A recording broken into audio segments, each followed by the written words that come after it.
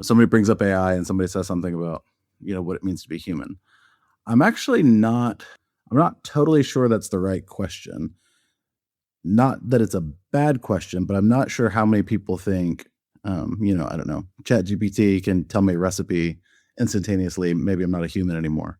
And so, I think in some ways there can be like a knee jerk reaction to that question because it sounds so good, but in reality, it's missing a little bit of what the question is. So I think I would actually frame it not quite what does it mean to be human, but a little more like what does it mean to be alive?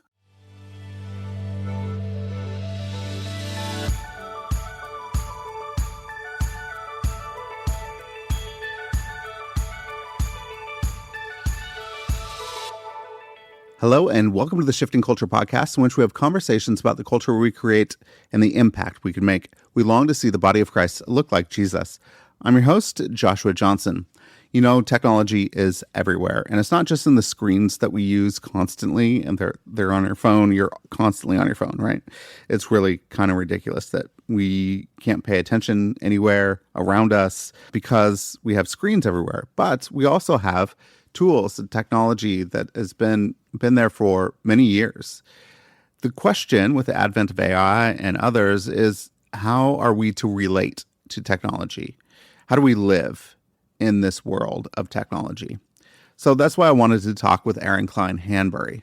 He edits Common Good magazine, and he wrote a new book, Wired for Wonder. Aaron is a maker, wrestling with the same tools that we are. And in this episode, we're wrestling with the question, not just what it means to be human when AI can do more and more, but what it means to be alive. We get into whether technology is ever really neutral, where our attention is going and who's buying it, how to raise kids in the middle of it, and what it takes to stay awake to wonder. So, what would it take to actually live well in all of this, instead of just being carried along by it? Join us. Here is my conversation with Aaron Cline Hanbury. Aaron, welcome to Shifting Culture. So excited to have you on. Thanks for joining me. Yeah, thanks, Joshua. Glad to be here. For millennia, I think we've been asking the question, what does it really mean to be human? Where do we stand in our relationship to the Creator? What is our purpose on Earth?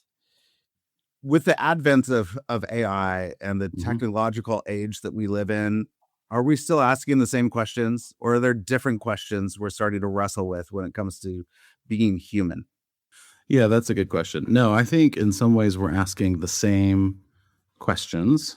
I'm reading a book right now on the history of agriculture, in which the author is taking really boring pains to make the case that modern agricultural practices are inextricable from modern technological advances. So the idea of, in his main use case, having a plowed field with corn in an organized way, with the corn being modified in such a way that it's not as protected from the elements as it once was, in its more native form.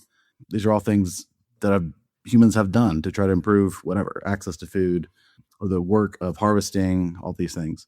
And, presumably somebody back when these sorts of Aztecian agricultural practices are coming about is probably asking the same question, like, what does it mean to be human? Now, on that question, though, I do have a bit of a riff. Meaning, I think I hear, mainly in Christian spaces, but I think I hear that question a lot when it relates to AI. Somebody brings up AI and somebody says something about, what it means to be human. I'm not totally sure that's the right question. Not that it's a bad question, but I'm not sure how many people think, I don't know, ChatGPT can tell me a recipe instantaneously. Maybe I'm not a human anymore. And so, I think in some ways there can be like a knee jerk reaction to that question because it sounds so good, but in reality, it's missing a little bit of what the question is. So I think I would actually frame it not quite what does it mean to be human, but a little more like what does it mean to be alive, I think is a better question. Or if you take it a step further, what does it mean to live? Now, that doesn't go any further in providing an answer to the question, but I do think it frames it a little bit more in existential terms that I think match a bit of where the rub actually lies. So why do you think that there is a distinction there to live well and to be human? Like, what's the distinction? So I think in an industrialized economy, the idea of a robot or an algorithm or some generative tool making widgets, doing things, that feels threatening because for so many years, though not that many historically, but so many years in sort of our country's life, and so the life of many of our families, what you go and create on a day-to-day basis, create in kind of a broad sense of the word, is intrinsic to who you are. And so that being threatened by an AI tool brings up certain questions, which gets to this idea of human or not. I think, though it's a bit of an absurd point, I think the idea of these things threatening our humanity is simply just outside the historical context of understanding where the question comes from. I'm not sure how much we actually all feel that. However, I think the current state of, to use an overused term, mental health, some of the statistics and studies we're seeing around men. The most popular article to come out in the last year was the article in Harper's about gooning. Feel free to Google it if you'd like. I'll not go further into what it was about. But we're learning more and more about these intense internet cultures that in one sense are thriving because they're growing.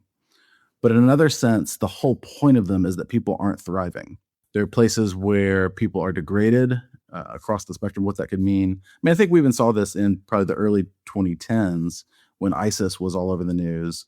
And the big thing was that ISIS was using these propaganda videos on some version of YouTube to promote. So there's this idea that people are going online and they're spending their time and they're learning things and they're maybe being radicalized in certain directions, or they're being encouraged in degrading habits, etc., all these things. And I think many of us know intrinsically that this is a bad way to live. I think you see this even with surveys that have shown us, and this is almost at this point so consistent you don't even need to cite the surveys, that Gen Z is probably our most tech skeptical, or at least internet skeptical generation. Now, they're also the most adept at the tools, but in terms of actually liking them and feeling the need to use them or the desire to use them, they tend to be the least enthusiastic. So I think that's telling us something. I think that's telling us that there's something about the sort of doom scrolling life, the all internet, all the time life. I mean, I would even add, sometimes it's fun on whatever weekend night for my wife and I to watch a show and more or less binge several episodes of it. But you definitely have, there's like a certain level, right, where you cross where all of a sudden you're like, oh my gosh, like what did we just do with our night? Like feels crazy.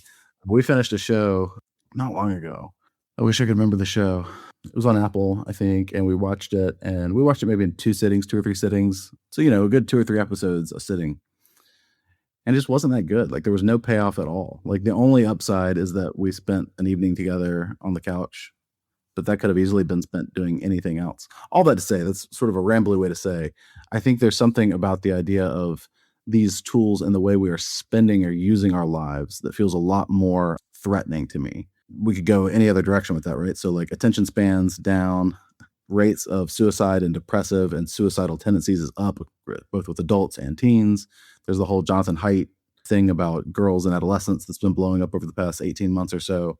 So you go all these different directions. I almost feel in some ways like the question doesn't need to be spelled out. Like it's almost axiomatic at this point that there's something about these tools that makes our day-to-day lives in some way worse, even as we're intensely dependent on them, which is part of the irony. Are these tools then making our lives worse? Is it different than maybe tools that we've had in the past, tools of the Industrial Revolution or so that maybe have made it a little better? Or are we still trying to figure out how to use these tools, which will make us better? I think a couple things. One, I think in many ways, tangible ways, the internet has improved aspects of our lives. And in many ways, tangible ways, the internet has harmed the way we spend our lives.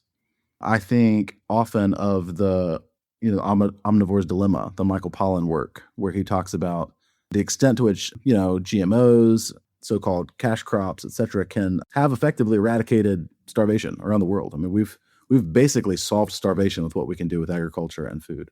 We have made our food dramatically less nutritious, and we have foisted onto sort of the Western diet shelf-stable food, which is to say something utterly different from fresh food, which has all these sort of effects, right? And I tend to think most of these technological innovations contain both of those things at once and always do. And I think uniquely that the Christian faith has something to say about this, in that we both view the world as created as a good thing and the caretakers of the world as those who are made in God's image. And yet we believe that we and the world along with us exist in this fallen state. There's some traditions that differ with how they would frame that, but that's generally, I think, the thrust of most Christian traditions as it relates to humans. And so we have both of these things. We have fallenness and image in these things we do. Now, I don't think that it's a yin and yang, that they balance. And I would even push a little further back, and I like the technological philosophy of Albert Borgman and the way he views technology, which is to say, I do not necessarily view each individual technological thing as value or even morally neutral. Like, it's not just a tool that you can use for good or use for bad. It does things to us. There's a design that can be good or bad. You can use them. Things have a telos. That's all sort of like philosophical kind of babble to get to the point that I don't think it's as simple as like, well, there's this thing that exists and you could use it for good, could use it for bad. I think that's a bit of a cop out. I think there's some more layers to that conversation to get into. But to your question about whether this is different, I do think some of these things are different than, say, I don't know, the typewriter. Though, and there's a lot of us are familiar with Neil Postman's Amusing Ourselves to Death. He also has a book that's a little less known, though I think gaining some traction, called Technopoly. And he has a really extended section on the invention of the clock and the way in which the clock has dramatically changed the Western experience for workers. I mean, the clock was invented more or less. This is a loose history, more or less invented so that clergy could know when to pray and how much time to spend in Vespers. They thought they would maximize their more or less meditation time. And instead, you get all these things, right, with people living by the clock and dying by the clock, more or less, particularly in upper middle class and upper class and middle class cultures in the West. So I think in some ways that's a tale as old as history, right? Like this whole, like, what's this doing to us that's good? What's this doing to us bad? I think what is different about this current iteration is how pervasive and fast everything is moving. Pervasive in that when you and I are speaking over a Zoom related tool, many of us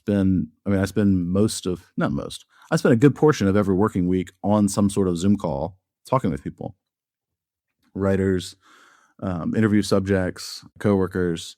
Can be a good thing. That can be a bad thing, but it's also a thing that I have very little control over. I mean, for me to not participate in it would be to dramatically change our whole socioeconomic calculus with some sort of job change. You made dramatic, which is to say, this is just where we're at. We're with these things. Let's get into then the creation of things. So if Yeah. if we're, made in the image of God, we are creators as well. Like, we can be sub creators, whatever you want to say to it, but we create, we make, and we are making these machines, and we're making these technological advances. What is our responsibility as makers, as creators in this world, to make something that is maybe good, that is not just neutral, right? It's actually on the good side, not on the detrimental bad side. There is a quote from Wendell Berry, and this isn't a direct quote, it's more of a paraphrase. But Wendell Berry has said that when you approach a field, a piece of land, the thing to ask is not what you can do with it, but to ask what the land or the field needs. That doesn't go that far in terms of instructing us with what to do with our technological world. However, I do think it's an interesting way to frame the work of individual creators. Certainly, you can see at a micro level what this would do for, say, your parenting or interactions with coworkers on small levels. It's instructive to think not what can I do here, but what is needed here. You can think of that with the food you'd put on the table, right? In some ways, this whole kind of RFK Jr. thing that's happening, which is, in my mind, crazy, or at least aspects of it are crazy. But a good part of it is at least people are asking, like, what should we be eating? not what can we be eating, but what should we be eating? So I really like that framing of what is needed here. Now, it doesn't directly answer your question, but I think it's a helpful one. And people need all kinds of different things, right? We need beauty. We need our intellects stimulated. We need certain problems solved. So you could see any sort of way. And I do think when it comes to some of the AI questions that are more front of mind, singularity or some big thing coming out there, the big question I always come back to is, are there people who should have recognized or can recognize some of these things and stop? Like, say, no, I'm not doing this anymore. And then you get into this weird Oppenheimer thing, right? Where somebody else might do it. If we don't do it, somebody else might. I do think there's a great moment in Oppenheimer, which is a movie that I think was generally speaking overrated. But if you've seen it, there's this moment where they tell Oppenheimer that Hitler has died, which should mean, they've spent the whole movie saying, if we don't create an atomic bomb, the Nazis will. And then he gets the news that maybe the bomb's not needed because Hitler's dead. And it's a small moment, but there's a moment where he sort of clicks into this other gear of, well, we're going to create it anyway. And you kind of see the shift from an altruism based around some sense of defense or world peace or saving people from genocide, some sort of good thing in his mind, to this other thing, which is either I'm going to create because I can, I'm going to create because of the fame, the power, whatever else is going on. And I think about that a moment a lot. Like, what do we do when we're faced with those moments? When you're creating something, you're making something. Now, I make a magazine and work with words, so the stakes are never as big as an atomic bomb. But so what are the stakes for me? It's hard to get beyond sometimes just rhetorical questions with that. I think it would be helpful for people then to not just go with the atomic bomb, but go with you as creating a magazine. What are your thought process of like how to create something good, or saying, hey, this article may not actually be good for the world, but it will be good for views and clicks to sell more magazines, and we're going to make more money doing this or that. How do you go about making those types of decisions?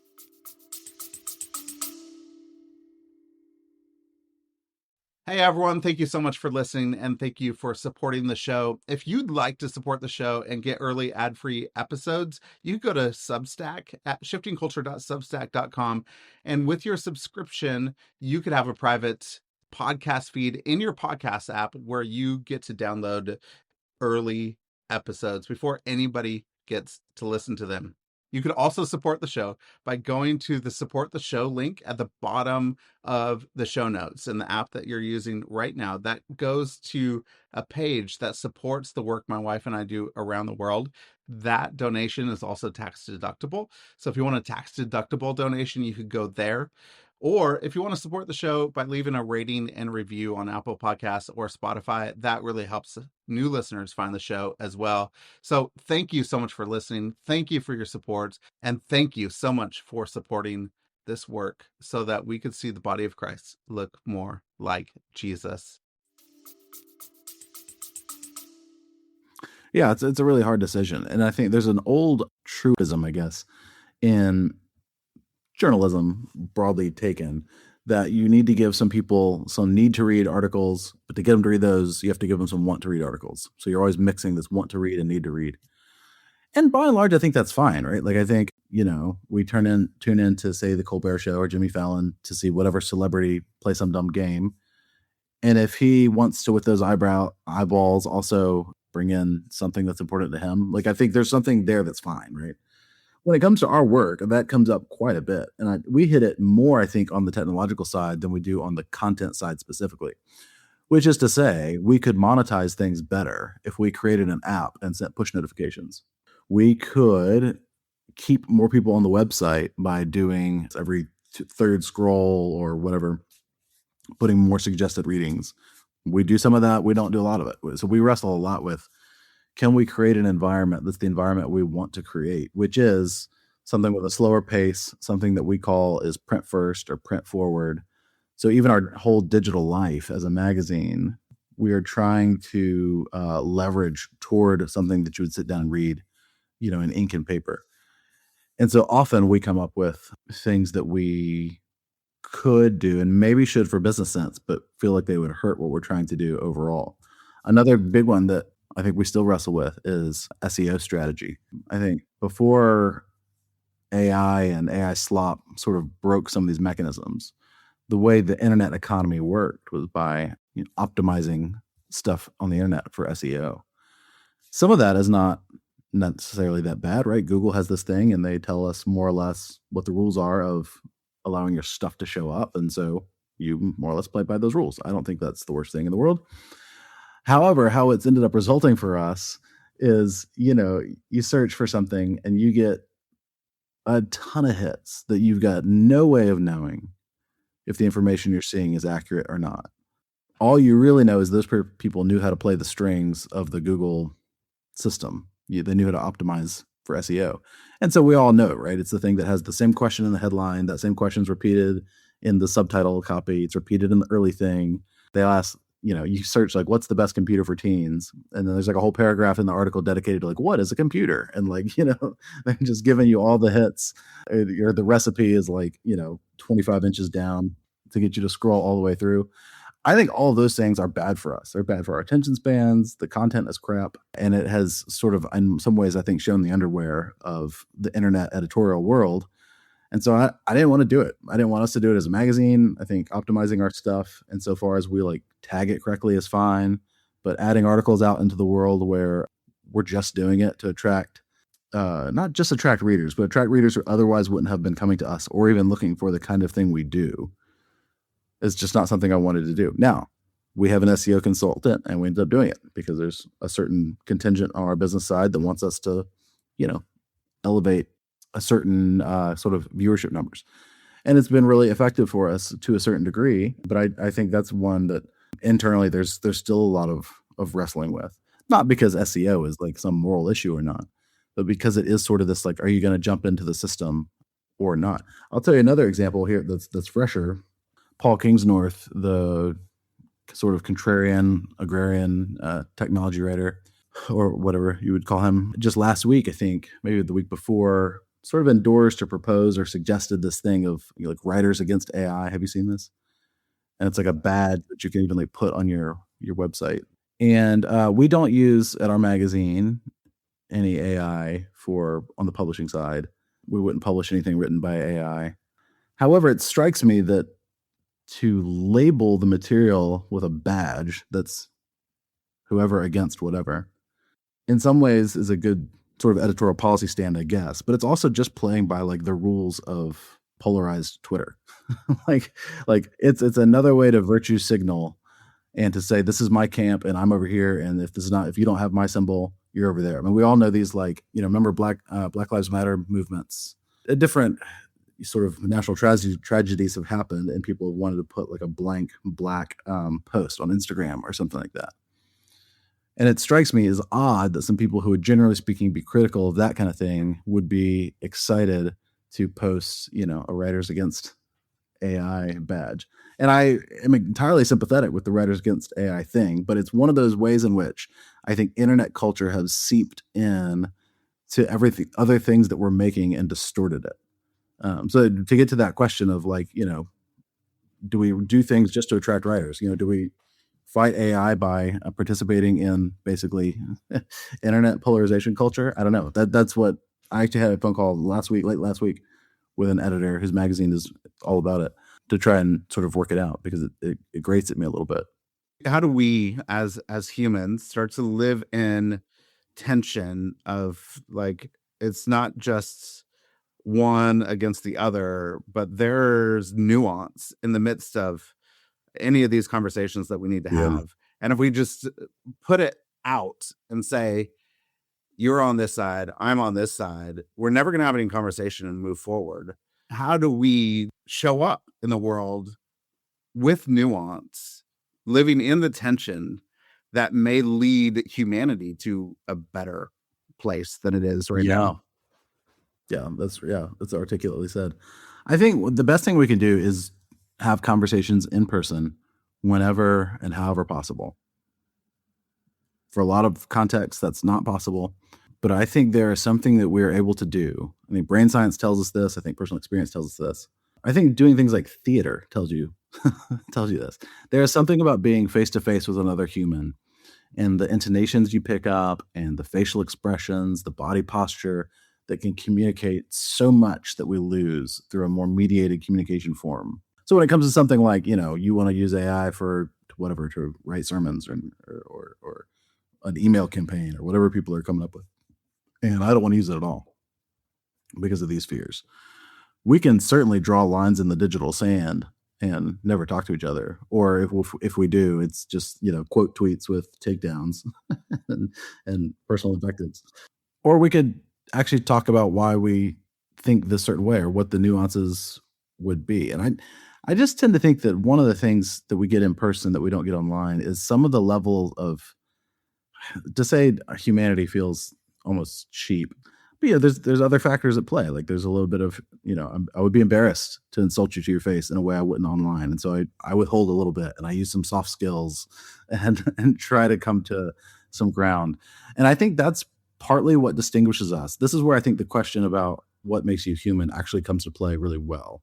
There's a friend of mine, a scholar who has given a talk on technology that kind of went a whole different direction from this. But one of the points she makes early on that I've used, I think I reference it in the book, is that computers by default operate in binary. That's why we have binary code, zeros and ones. And humans have almost always operated in kind of the 0.5, the gray space.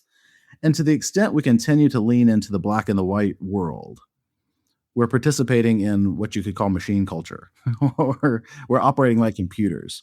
We are made in many ways to operate in those middle spaces. Andy Crouch just talked about this, that something that's always efficient all the time, that's machine. Something that has some surprise, some nuance, some spontaneity. Those are human spaces. So, talking with people in person can sound a bit trite, but I do think there's a huge benefit to as often as you can talking with somebody in person. I think phone calls are often better than, emails or sometimes even, any other sort of mediated form. Like if there's an actual tension about a practice, I think talking about those things. Now, I also think helping people, this is a different direction in answer to that same question. I think broadening the conversation a little bit also helps as it relates to these things. So if you use you're the whatever, writers for AI and I'm writers against AI, I think it's helpful at some point for somebody to say, what if we weren't talking just about, say, writers and the sort of creative economy, but what if we talked a bit about, I don't know, ecological effects for or against? You might land on the same side, but at least we've changed the conversation a little bit. It's a little less existential, maybe more so if you're particularly environmentally sensitive, but less related to me and my work, and we can maybe start to be like, oh, well, that's a good point, or that's something I need to go into my calculus. Because I do think a lot of these questions, in some ways, the big takeaway from every book you read about them essentially is be more thoughtful, or actually think about what you're doing one way or the other. And they tend to invite us not to think about it. In fact, I mean, I do think it's insidious that, not to use hyperbole, maybe it's not insidious, but feels insidious to me, that line of commercials that iPhone, maybe somebody ran earlier, it was in football season, where it's like, I forgot my spouse's birthday. So I leaned on my phone and I'm like, make a playlist or something. And it likes a playlist. Or the guy's like, wife wants him to pay a bill or something that he forgot to pay. And he tells AI to do it. It's kind of like a "we got your back" commercial. And they were funny enough, and that's fine. But it does feel like there's a bit of, are you inviting laziness and thoughtlessness? And then we'll just let the machines take care of our loved ones? I don't know. It would be a funny sketch bit, but to think of being married to someone for however many years and coming up to a special day in their life, and you leaned on a voice command to your phone to pull it off, and then to present that as some achievement of humanity. It's like, what on earth are we talking about? I think thoughtfulness, conversations, talking in person or over the phone or something requires us to slow down.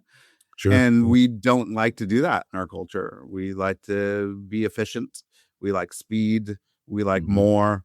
We like more profit, more everything. To do that, right, we need to be more efficient and we need to be faster. Yeah. Can we get people to slow down today? Can we get people to shift their attention to something else?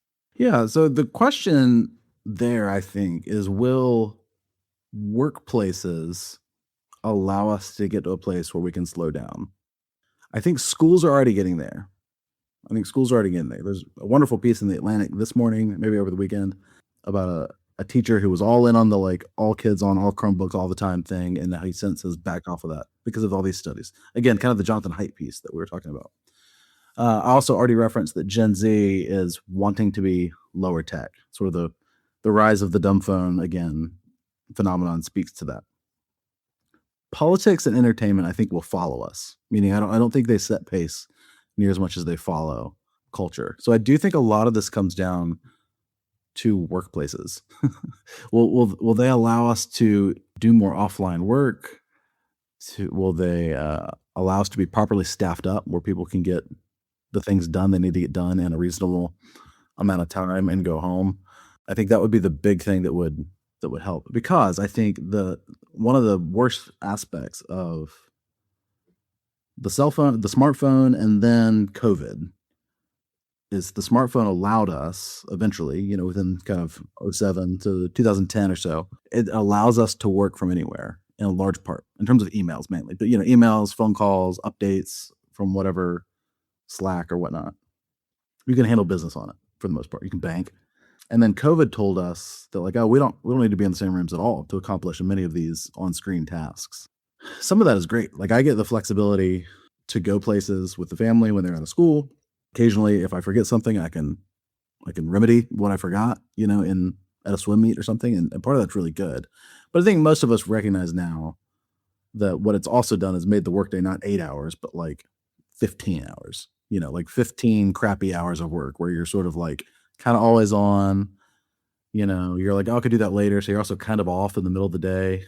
And it's just kind of made this really sloppy. So again, that just gets back to, like, I think it's incumbent on workplaces. So what does that mean? Employers, employees who have some sort of agency speaking up, probably on some firms that need to do some studies and really look at, like, where are we at in our productivity. I think this is one of the things that return to the office may help if it really starts going well in the areas that are really pressing workers to come back.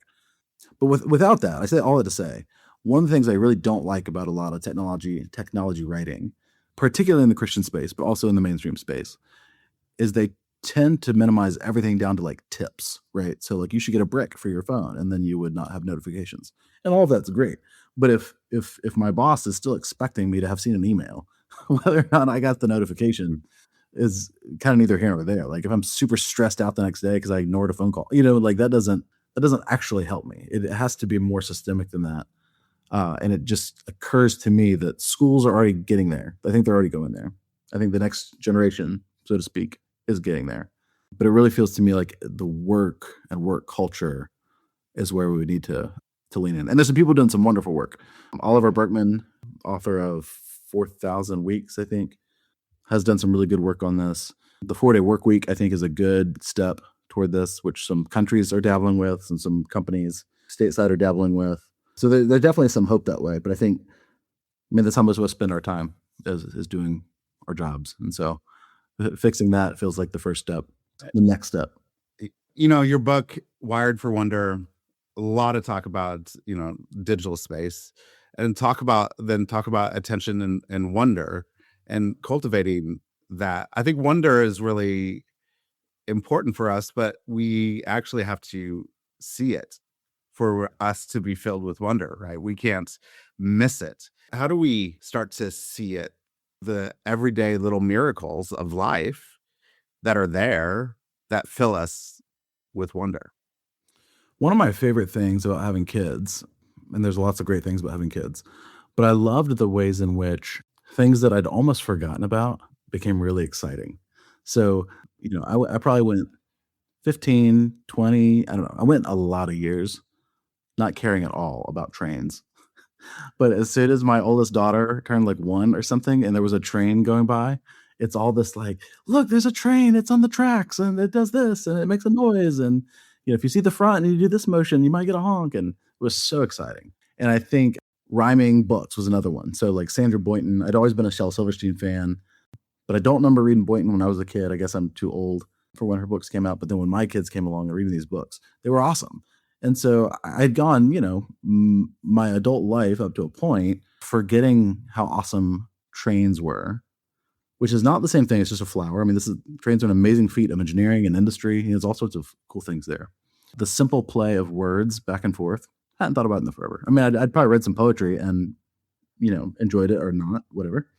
the sun to get to the natural examples, the moon coming out when it's full. Like there's all these things that having a child to sort of introduce into this world reopened up for me. Christian Wyman has commented, I think it was on a podcast because I would like to be able to cite it, but I've not been able to find it. But trust me, he had this comment about when he got married. I think it's when he got married. He had always pictured love as a narrowing, like a focusing in on that person, but it was actually for him a widening of the spectrum of love. And I find that resonant with having children. That it wasn't so much that all of my attention was honed in on this one, now two, now three individuals, though that also is true. But it also reintroduced me to the world in a way that was entirely surprising. How does that relate to how do we find those things? I mean, C.S. Lewis, I think, puts pretty bluntly that we should try to see the world like children. That maturity is an adding, not a taking away. And for too many of us in our culture, we've treated aging and maturity as a taking away of things rather than an adding to. So there's a wonderful world around us to see. As it relates to technology, like just don't take your phone places. I've been not taking my phone places lately whenever I can, and it's pretty awesome. Like obviously you got to be in like a city where you can navigate a bit without maps, but if you can find your way back to the main interstate, like you'll get home. Like what's going to happen? Everybody around you has probably a phone and an Apple Watch on. Like the odds of you getting, irreversibly lost in Metro Atlanta are so small. You definitely have to be looking up, right? I mean, it's a quite obvious thing, but I think like you're having a kid for the first time and don't be staring at your phone are two great ways to start. Re-enchanting, that language I think gets a little overplayed. But remembering, at least, widening the lens for how wonderful the world can be. I mean, last night we were sitting on our deck. We just got some new zero gravity chairs. So we were all just, trying them out. My wife and my son and I. He's 8 years old. And so we're just like laying there, just looking up at the sky. We have some blooms starting to blossom. Like we have some things, the trees are starting to come out, the leaves, and there's birds and cardinals in the tree. And my son just looks at me and says, "I'm bored." I was like, well, that's good. It's good for you to be bored. Like you just take this in. God created this for a reason, and he created us so that we can enjoy this and we could, we're part of this. So just be bored and enjoy. Oh, that's right. Yeah, I think the whole boredom resting brain dynamic that I think is thankfully getting some resurgent talk is super important. What does it look like for us, for parents, to say we're going to cultivate boredom? And we have so much technology. They have so much junk everywhere that we forgot how to be bored. And that then will start to give us some creativity and some play and all of these things that are so good for us and what makes us, human. So how do you do that as a parent? Yeah, well, we have one who will not allow us to be unstructured in any way, or she will, I don't know, like knife through a wall or something insane. But for for the older two, we are big on unstructured play. We're not particularly good at it because we're also we keep their days pretty full with school and ballet and all this stuff. But a lot of evenings, 2 or 3 or 4 evenings a week, they'll have 2 or 3 hours of being outside with the neighbors doing something somewhere on the street, which is exactly how I remember growing up, right? Like, I don't know, school day ended and I was just gone. And I don't know that my parents ever even wondered where it was. Like I would show up sometime about when it felt like dinner time was going to happen. And isn't that crazy? Oh yeah. Putting myself in my parents' shoes of like, what? Oh yeah. Well, I've lived in a very suburban neighborhood that was always having like new houses coming up. And I remember spending hours like wandering around like mid construction houses, like sort of, and I thought like I could have been injured in so many different ways in some house on a side street that my parents probably didn't even know was developed yet. And so yeah, I think unstructured play is big. I think resisting the TV is big. I mean, one of the things, there's a book that came out. This writer deserves some love, and I can't remember the title of her book. Either way, she says we've had the wrong metaphor for technology with kids. We've tended to treat it like sugar. So a little bit is good and fine. Too much is bad for you. And she thinks rather it should be framed like something like fentanyl. And one of the use cases she uses, and this resonates with us entirely for the way our home works, is that a little bit is never enough. Like your kids are never going to watch like one episode of Daniel Tiger or Bluey and be like, oh, good. Like I had my sweet tooth. Now I'm ready to go outside and play or read some literature or something. They always want more. Like no matter what, we have these Switches on Saturday, basically Saturday mornings. The kids getting in on road trips can play with these Nintendo Switches, and they could play for hours and would still fuss about putting them down. Like it's unreal. Like it is truly a never enough proposition. So resisting those has been big for us. Hopefully it's effective. We also don't allow the word bored. Like we had to eventually tell one of our daughters, you just can't say that because if we think you don't know what it means. Like you're in a house full of like toys and junk in a neighborhood that you could run around, books you could read, things you could draw on. We could clean a room if you wanted. Like there's so many things you could do. And I do think that where it gets the question that I have for myself, and maybe you have insight on this, I'd be interested to know, is when I find myself freest to roam mentally are obviously in the shower, which I think for everybody is like their big aha moment time. And then like mowing grass or doing those kind of tasks that are too loud for me to have headphones or too distracting, at least for the way my brain works. I can't really do something in the ears while I'm doing yard work. So there's two areas. So I'm doing something and it needs to get done, and that gives it some structure, right? But because of the geography and the nature of those spaces, I have to be, nothing else coming in, right? So it's just me and my thoughts. And I always find those times tremendously productive for ideas. I mean, sort of, got the idea in the shower is sort of a cliche, but I think it's a cliche because for many of us, it's the only times that we are alone with our thoughts. And so we find it inspiring and we think it's the shower, but really it's just the fact that we've given ourselves space to listen and let our brains make connections. How to provide that for the kids, I think, is a question. Like it's one thing to say, go outside and do something. Hopefully that works, right? That gives you some of the unstructured play. But I do wonder if there's a way of structuring make them take like 30-minute showers. Like I don't know. I don't know how to apply that. Is there anything you do with your son that helps? One thing we do, we take a Sabbath on Saturdays, and it's a no screen day for us. And that's really helpful for me and my wife, and it's helpful for my son to like, he knows it. He's used to it. He doesn't complain about any of it anymore. And he's like, okay, it's time for me to figure something out and actually engage and, be playful, creative, read, build something, go play. Man, it's just a huge, huge difference during that day. And even our attention with each other I could pay attention, like when I'm asking him a question, we could actually have a conversation. That's been really amazing. We were in Seattle last week, and my mom, we have woods out by my parents' house, and so we go for walks all the time. And my son on walks, he's very communicative, having deep conversations. He's 8 years old and he can do this, but he doesn't do it at home. He doesn't do it, when he's on his tablet or playing his Switch, or, doing those things. He doesn't want to have any of those conversations.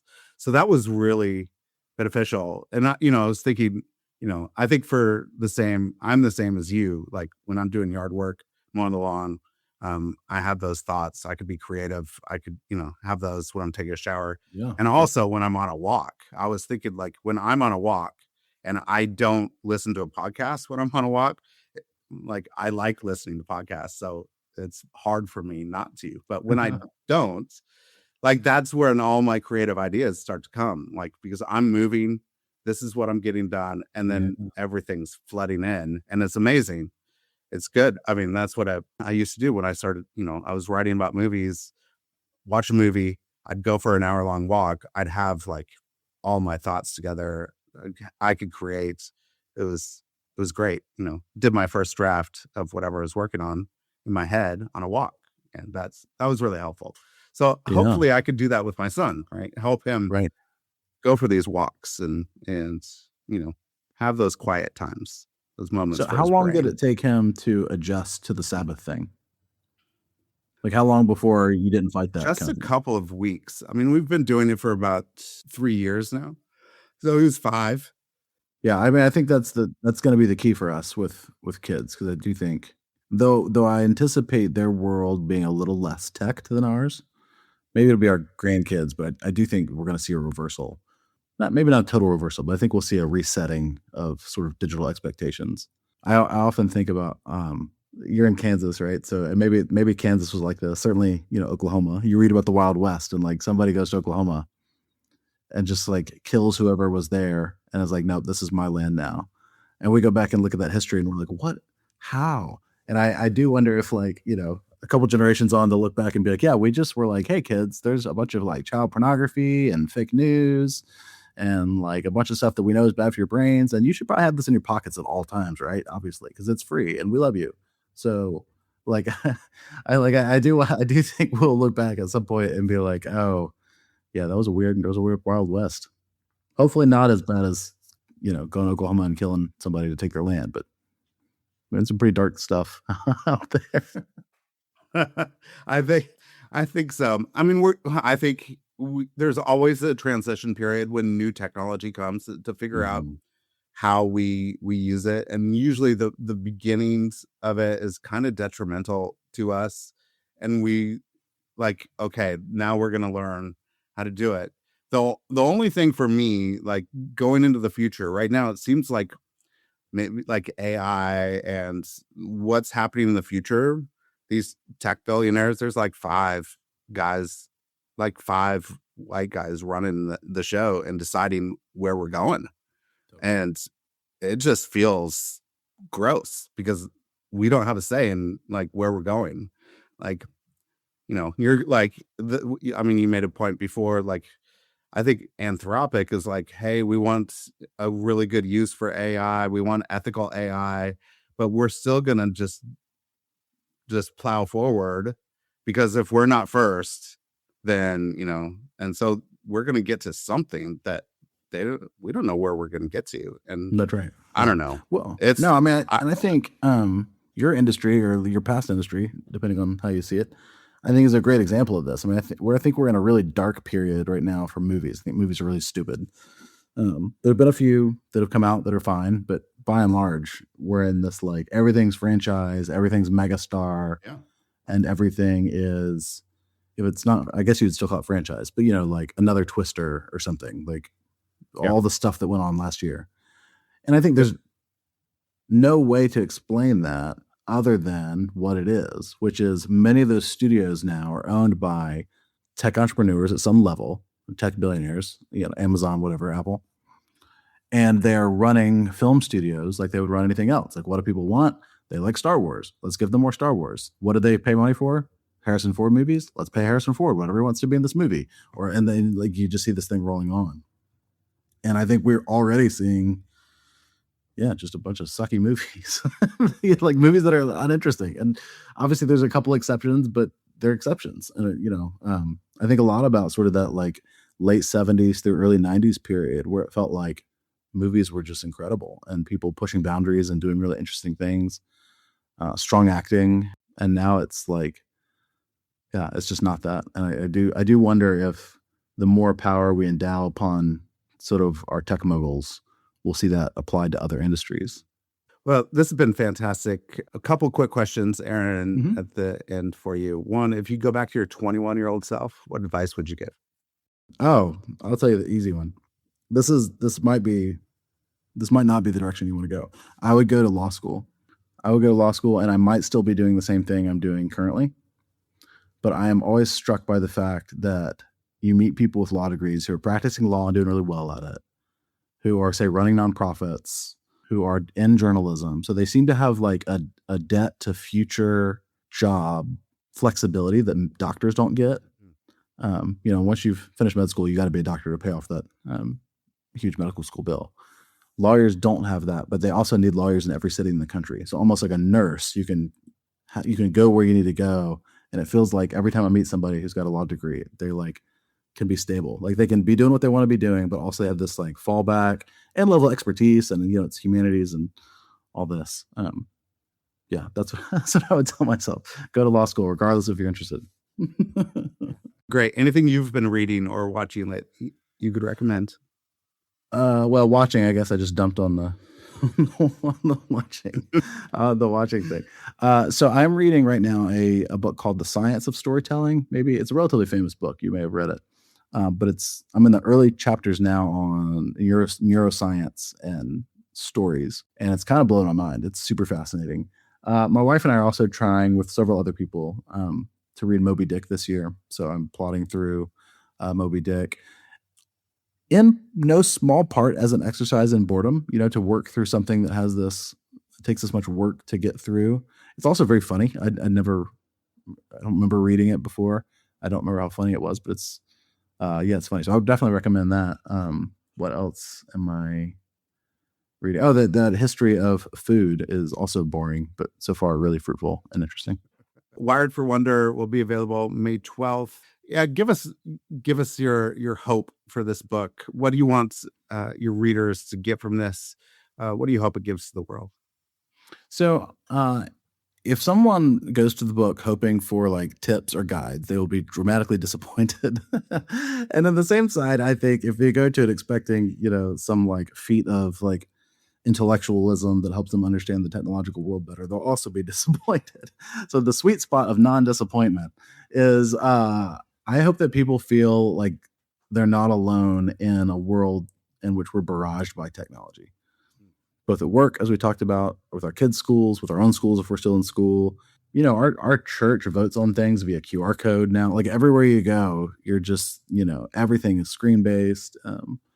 And I think a lot of people, if not most people, don't necessarily have strong opinions about that one way or the other that are formed in any sort of like, what's your philosophy of technology? But it can be overwhelming. And then, a working title for the book that I really liked was I Know You Feel It Too. And I think in many ways that encapsulates kind of the hope I have for the book, that there's this idea of like kind of working it all out together. Well, people could get that anywhere books are sold. Is there anywhere you'd like to point people to? How can they connect with you and what you're doing? Yeah, that's a good question. So I edit Common Good magazine, and everything there I'm connected to in some ways. I have an Instagram to which I don't post. I have a Substack to which I don't really post, but you can find me at both of those. You can find me at both of those places, and certainly my magazine work. I really like when people buy books on bookshop.org because of the money that they're able to provide to local bookshops. Well, Aaron, thank you for this conversation. Thank you for wrestling with technology with me, with us to figure out how do we live well in this world in relation to the machines and the stuff that we have, and figure out what attention looks like these days and how to cultivate some of that in our lives. So it was fantastic. Loved our conversation. Yeah, appreciate it, Joshua. Thank you. Yeah, it was fun.